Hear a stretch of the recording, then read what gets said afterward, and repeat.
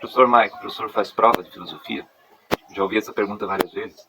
Não, não faço prova. Vou explicar por quê.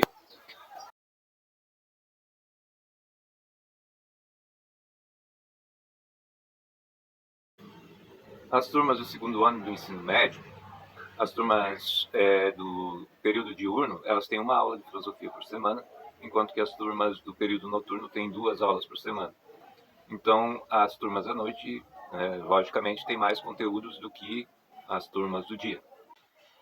Por mais que eu tente mostrar os mesmos conteúdos para as turmas do diurno e as turmas do noturno, é lógico que haverá sempre uma desigualdade, porque tem um tempo a mais para o pessoal do noturno do que para o pessoal do diurno.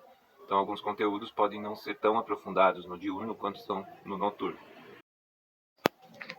Primeiramente, nós vimos que desde a pré-história, o ser humano parece ter a percepção, ou a consciência, ou enfim, a convicção, o convencimento de que existem 2 realidades, uma física e uma não física. Foram encontradas evidências disso em túmulos pré-históricos, por exemplo, que já mostravam rituais de sepultamento.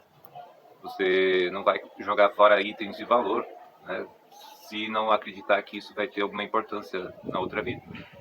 E também as pinturas rupestres, que não são simples fotografias, elas representam, elas têm uma abstração de manifestações espirituais de quem as compôs. Depois nós vimos que na filosofia grega, Platão traz esse dualismo para a filosofia, dualismo do mundo material e do mundo não material. O mundo material para ele é o mundo do corpo físico, enquanto que o mundo não material é o mundo das ideias, é o mundo do qual a alma faz parte. Então Platão acreditava em reencarnação, acreditava que a alma passa, vive e revive várias vezes, e o objetivo seria ir alcançando cada vez mais sabedoria. Ok. Platão divide então o ser humano em 2, corpo e alma.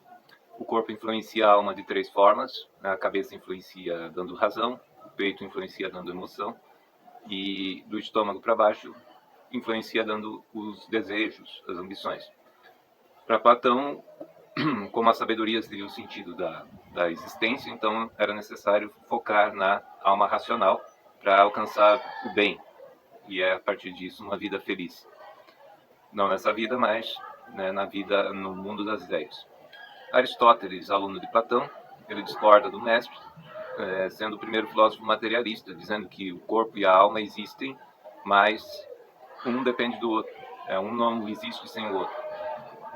Então, nessa visão de Aristóteles, nós somos animais racionais, ou seja, o que nos diferencia dos outros animais é a nossa capacidade de razão, mas essa capacidade da razão, ou logos em grego, ela só existe porque nós vivemos em comunidade, vivemos em grupo, em bando, em sociedade.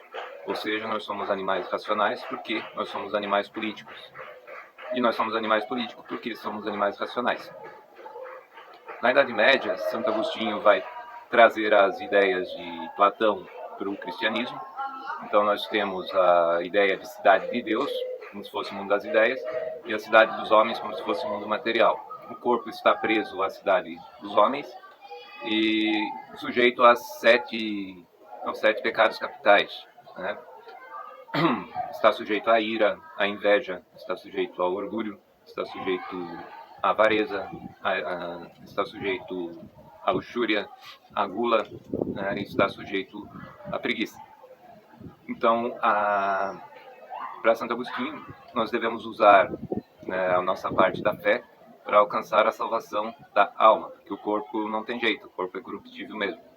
Então, o que importa na visão de Agostinho é a vida pós-morte, ou a vida na cidade de Deus. Para alcançar essa vida na cidade de Deus, deve-se evitar o pecado e abraçar a salvação através da religião.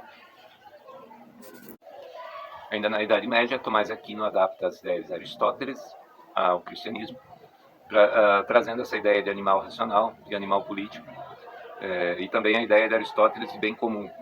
Para Aristóteles, a gente só alcança felicidade quando existe o bem comum, quer dizer, quando todas as comunidades estiverem bem. E então, Tomás de Aquino concorda com essa ideia e mostra que a igreja e a religião elas podem elevar ao bem comum, desde que levem as pessoas a uma vida comunitária, uma vida onde todos tenham equidade, igualdade. e que possam, assim, alcançar a felicidade juntos.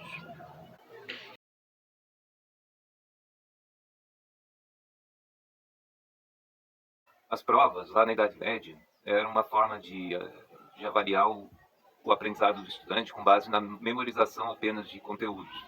Então, o mestre, o professor da época, ele dava um certo conteúdo que o estudante precisava memorizar, e na hora da prova, que era oral, ele deveria recitar, palavra por palavra, vírgula por vírgula, aquele conteúdo. Então, eu sou avesso a essa ideia de prova nesse sentido. Mas eu faço variações. Na variação, outros fatores são colocados em foco. Eu analiso a reflexão de vocês, a capacidade de crítica, a capacidade de propor novas ideias, ideias originais, a abertura ao debate, a argumentação, esses fatores que vão ser avaliados na avaliação de filosofia. Mas então memorizar não é uma coisa boa? Vamos fazer uma comparação com a matemática. É muito útil a gente decorar a tabuada. Quando for necessário fazer um cálculo, a gente sabe de cor multiplicar um número pelo outro.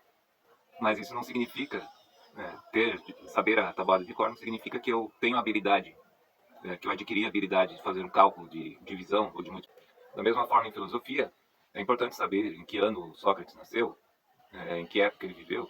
É importante quando a gente trata do contexto histórico para entender suas ideias, sim, mas não é um conhecimento vital ou não vai me dar uma habilidade específica na minha vida prática. E eu, como professor de filosofia, eu sempre procuro trazer para a vida prática, para a vida real, as ideias dos filósofos, por mais antigos que eles sejam. Então, nos interessa, na avaliação de filosofia, adquirir habilidades, adquirir saberes que vão ser úteis no nosso dia a dia. Então, não me interessa tanto saber em que ano Sócrates nasceu ou em que época ele viveu, mas nos interessa, sim, adquirir a habilidade dele da dialética, da conversação, da crítica, da capacidade de análise racional, lógica. Isso são habilidades que nos interessam.